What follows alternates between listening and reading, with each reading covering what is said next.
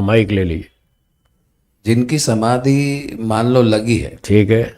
और वो दर्द बीज अवस्था तक नहीं पहुंचे, ठीक है। लेकिन समाधि का जो लाभ है उनको तो मिलता ही होगा, मिलता है। और जो प्रश्न उपस्थित करे उनका उत्तर भी मिलता मिलता होगा। है। तो महाभारत में हम जो श्री कृष्ण जी का कार्य देखते हैं, हाँ जी। तो एक तरफ उनको योगेश्वर इसलिए कहा गया है कि वो योग में भी आगे थे ठीक है। और वैदिक पढ़े हुए थे और ठीक है। ऋषियों की बातों पर।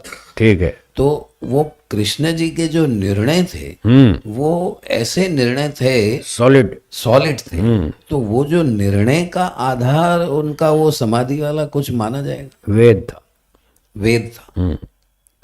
वो जरा वेद के विद्वान थे या नहीं? जी, वेद के विद्वान। श्री कृष्ण जी वेदों के विद्वान थे। जी जी जी जब राजा युधिष्ठिर ने राजसूय यज्ञ किया जी जी। तो बहुत सारे विद्वान बुलाए। हाँ उस राजसूय यज्ञ में एक विधि होती है कि इस समय धरती पे जो ऑलराउंडर है, ऑलराउंडर, हर फन मौला, जी जी ऑलराउंडर, हर कला में एक्सपर्ट, उसको सम्मानित किया जाता है। जी। तो अगर याद हो तो उस समय कौन था जिसको सम्मानित किया था? उस टाइम श्री कृष्ण जी को। ठीक है ना। तो इससे पता चलता है वो ऑलराउंडर व्यक्ति थे, हर कला में निपुण थे। जी जी। तो जब हर कला में एक्सपर्ट थे तो वेदों में भी एक्सपर्ट थे, वेदों में थे, वेदों के विद्वान थे। बिल्कुल बिल्कुल। तो उनके सारे निर्णय वेदों पर आधारित होते थे, इसलिए करेक्ट होते थे। मतलब ये वेद पढ़ने से ये लाभ मिला। ये लाभ मिला। हाँ, समाधि छोड़ दो, अभी वो समाधि वाली बात साध्य कोटि में। जी जी जी वेद के विद्वान थे, मैंने ये प्रूव कर दिया। जी जी। और उनके करेक्ट निर्णय जो भी होते थे वो नीति के, युद्ध कला के, या जो भी कार्यक्रम होते थे उसके जो निर्णय होते थे वो सारे वेदों के आधार पर थे, जी जी। इसलिए वो जीत गए। तो इसका आधार हम वेद को मान सकते हैं कि वेद विद्या में इतना दम, पूरा दम है। पूरा दम है। हाँ, कि छठा समोल्लास पढ़ी है सत्यार्थ प्रकाश में। अच्छा जी। सेनापति किसको बनाया जाए? जी। जो अच्छा। चार वेद का विद्वान हो उसको सेनापति बनाओ। अच्छा, यहाँ वेद के विद्वान की बात, वो बात समाधि समाधि वाली नहीं बात है, नहीं है। समाधि नहीं है, समाधि नहीं। वेद जो चारों वेदों को जानता है उसको सेनापति बनाओ, जो चारों वेदों को जानता है उसको राजा बनाओ। ये पढ़िए छठे समोल्लास में। तो वेद पढ़ने वाले की योग्यता इस प्रकार की बन जाएगी। बिल्कुल, क्योंकि वेद में वही तो पढ़ेगा जो ईश्वर ने बताया। अच्छा, वहां भी बात तो ईश्वर वाली, बात तो ईश्वर वाली है। बात तो ईश्वर। समाधि एक प्रैक्टिकल लेवल का ऊंचा स्तर है, जी जी जी ये थ्योरेटिकल लेवल का ऊंचा स्तर है। जी। ये फर्क है। तो श्री कृष्ण जी के बारे में ये कहा जाएगा कि वो वेद उन्होंने बहुत मजबूती से सीखा और वेद को फॉलो किया, जी। इसलिए वो हर जगह जीत गए। हाँ, वैसे सामान्य भी दिखता है कि जो थियरी ठीक सीखता है तो उसका प्रैक्टिकल ठीक हो जाएगा। हाँ, उसका प्रैक्टिकल ठीक हो जाएगा। ठीक हो जाएगा। बिल्कुल, जिसका थ्योरी गलत है उसका प्रैक्टिकल तो ठीक हो ही नहीं सकता। जी जी। तो वो इसलिए जीत गए हर जगह पर क्योंकि उनकी थ्योरी सही थी। सही वो थ्योरी। सही थ्योरी कहाँ से आई? वेदों में से। वेदों में से। जैसे व्यू बनाना, हाँ, लड़ाई कैसे करना, ये वो सब सारा वेदों के का अंदर, था, वेदों में सीखा उन्होंने। वेदों के अंदर ये सब चीजें सब लिखी कुछ हुई। है, सब कुछ है, बहुत बढ़िया। सब कुछ है।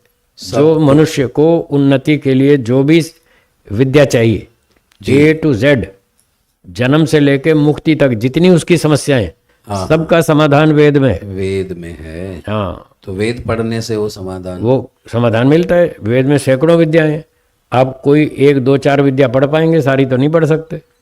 तो जितनी पढ़ पाएंगे उतने में आप एक्सपर्ट हो जाएंगे। तो इससे ये बात भी निकलेगी गुरुजी कि जो ऋषि बनना चाहता है उसके लिए भी वेद सहायता करेंगे। बिल्कुल करेंगे। और जो अगर चक्रवर्ती सम्राट बनना चाहता है उसके लिए भी सहायता करेंगे। उसके लिए भी वेद सहायता करेंगे। बिल्कुल बिल्कुल। तो जिस क्षेत्र में आपको टॉप पकड़ना हो उसमें वेद आपकी सहायता करेगा। दुनिया में जितना भी सत्य है जी, वो वेदों में से गया है। हाँ, चाहे भारत में हो, चीन में हो, जापान में हो, अमेरिका में हो, जर्मनी में हो, रशिया में हो, कहीं भी हो। जी जी जी। आप सोचते हैं ये जर्मनी वाले और विदेशी लोग बड़े इंजीनियर हैं, बड़े बुद्धिमान हैं, बड़े साइंटिस्ट हैं, ये बड़े आविष्कार करते हैं। ये सब वेद पढ़ पढ़ के कर रहे हैं। वेद पढ़ पढ़ के। हाँ। तो वो कैसे? हाँ, वो कैसे? आप जितने पढ़े हैं जी, आप अपने आप पढ़ गए या टीचर ने पढ़ाया? पढ़ाया तो टीचर ने। और आपके टीचर को किसने पढ़ाया? हाँ, फिर ऐसे ही उसके टीचर ने। उसके टीचर तो पीछे पीछे चलते जाओ, सबसे पहला टीचर कौन था?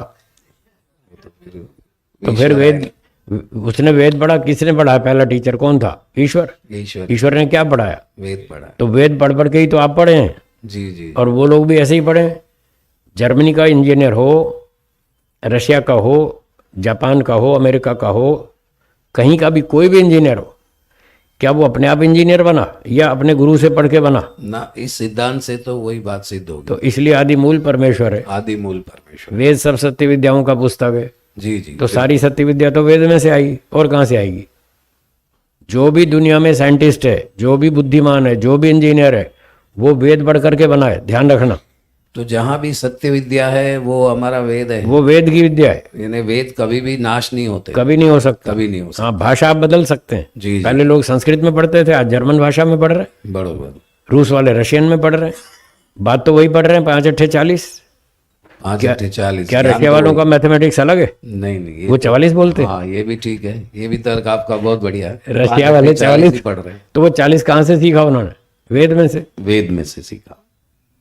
तो engineering, science, chemistry, physics, biology, zoology, botany, जो भी सब्जेक्ट है, जितना भी सत्य है दुनिया भर में, किसी भी देश में हो, किसी भी भाषा में पढ़ाया जाता हो, वो वेद का सत्य है।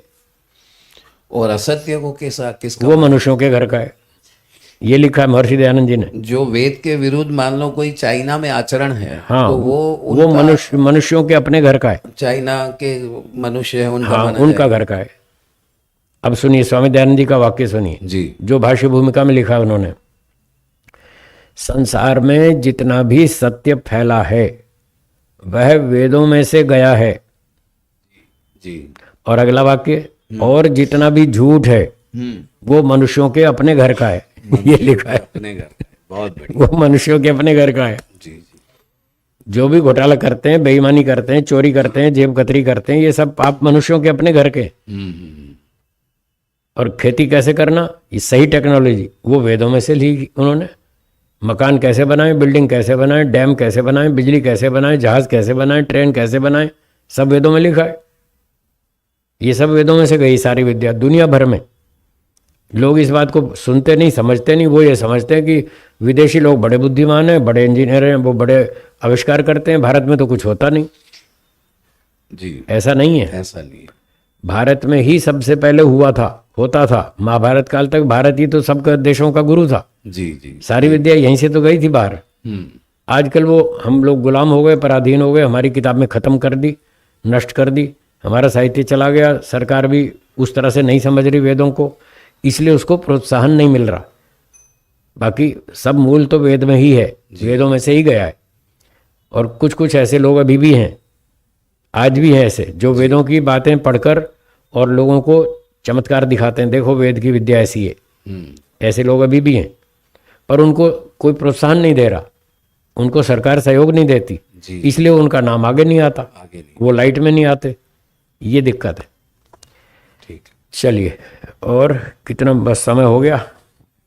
ठीक है, तो आज का पाठ यहीं तक रखते हैं, बाकी चर्चा फिर करेंगे। एक बार ओम का उच्चारण करेंगे। ओम।